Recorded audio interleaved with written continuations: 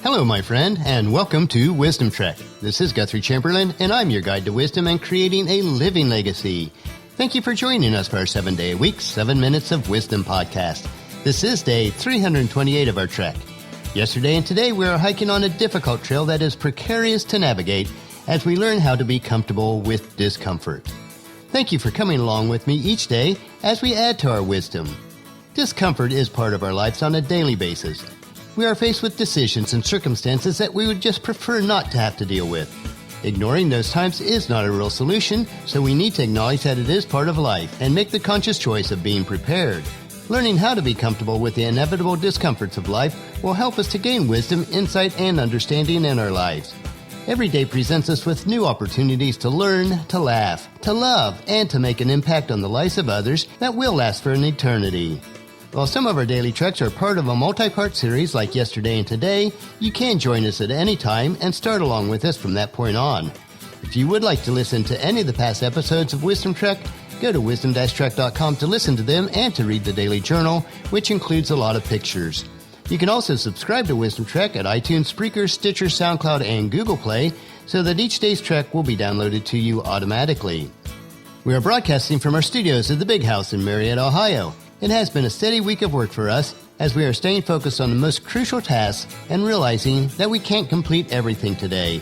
But if it is important, it'll still be here tomorrow. This may bring us some discomfort, which is why we are continuing on our trail today as we explore learning to be comfortable with discomfort. Yesterday we focused on the many times that we try to avoid discomfort. We came to the conclusion that if we do avoid it long term, that the consequences will bring us much more discomfort. You may also miss the opportunity of making an impact on the lives of others. So today, let's move on and explore mastering discomfort. The way to master discomfort is to do it comfortably. That might sound contradictory, but it is not. If you're afraid of discomfort and you try to beat discomfort with really grueling activities, you probably will give up and fail, and then go back to your own comfort zone. So here are 5 ways to slowly become comfortable with discomfort. First, pick something that's not too hard for you. Take time for daily prayer and meditation, for example. Now, that's not real hard. You do need to set time aside where you will not be interrupted. A time to relax and enjoy. Relax and allow this time to be a time of reflection. Try to be conscious of your thoughts and don't allow them to wander. Now, this may bring some discomfort initially. Second, just do a little. You don't have to start out by doing 30 minutes of something if you're not used to doing it. Just a few minutes each day. Just get started. Number 3. Push out of your comfort zone just a little bit. Let's use an example of exercising. Now, if you're not used to walking, start with walking around the block once each day for a week. The next week, walk around the block one time and then add an additional 100 yards. Each week, push yourself just a little bit more than you're comfortable with. Soon you will be comfortable with the times that you were discomforted before. Push yourself a little bit more each week. Number 4, watch for discomfort. Watch yourself as you get a bit uncomfortable. Are you starting to complain, even if it's just to yourself? Are you looking for ways to avoid it? Are you coming up with excuses? That is when you need to push yourself just a little bit more. And number 5, smile. This is not trivial advice. If you can smile while you're uncomfortable, you can learn to be happy in discomfort. It'll trick your mind into think that you're actually starting to enjoy it. It may take a little bit of practice, but your attitude will change if you have a smile on your face. Repeat this practice daily. It will seem strange at first, and perhaps even difficult, but soon your comfort zone will expand. If you practice smiling while you're in discomfort and with different activities, your comfort zone will expand to include those times of discomfort. Little by little, become the person that you were destined to be with your God-given talents and abilities. Let me ask you this question. Are you the master of your discomfort, or is it the master of you? Once you've learned to master your discomfort, here are 10 areas that you can learn to be comfortable with discomfort. Number 1 is procrastination.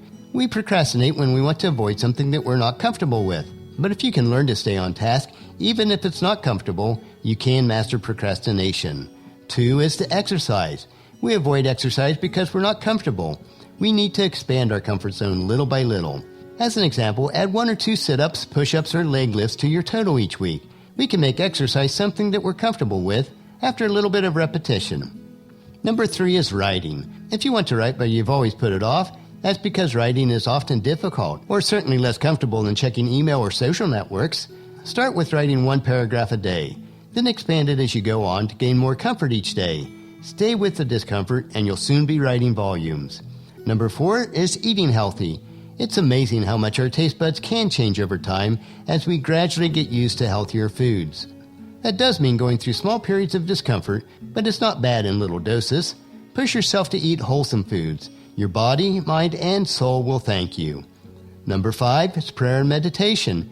We avoid the discomfort of setting time aside to reflect and pray. Start with 5 minutes a day and gradually add to it as you become more comfortable. It's not that hard, it's just a little uncomfortable. Number 6 is waking early. Waking early means you're being a little tired for a little while, but that's not a horrible thing. Learn to get to bed a little earlier, and waking up earlier will become more comfortable. And when I'm referring to getting up early, that's whatever early is for you. Number 7, learning something new. Want to learn something new? That means doing something that you're not used to, which can bring discomfort.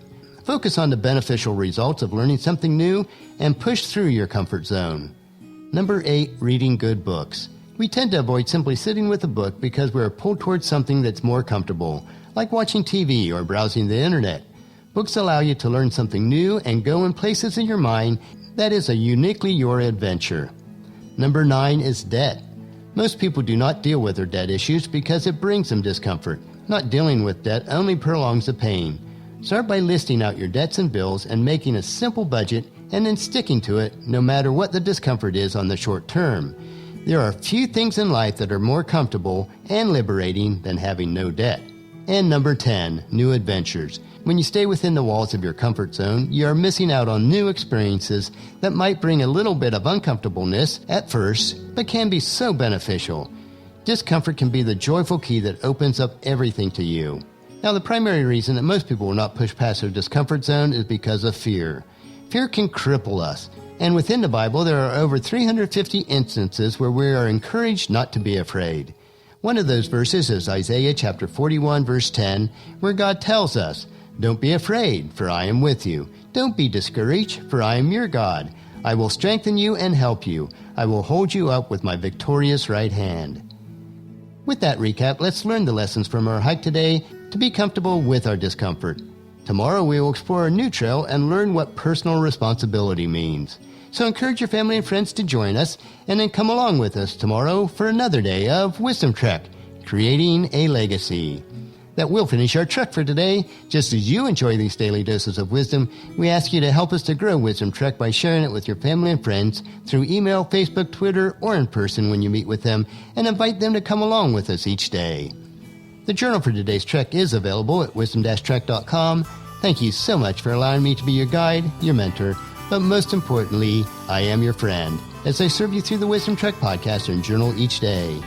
As we take this trek together, let us always live abundantly, love unconditionally, listen intentionally, learn continuously, lend to others generously, lead with integrity, and leave a living legacy each day. This is Guthrie Chamberlain reminding you to keep moving forward, enjoy your journey, and then create a great day every day. See you tomorrow.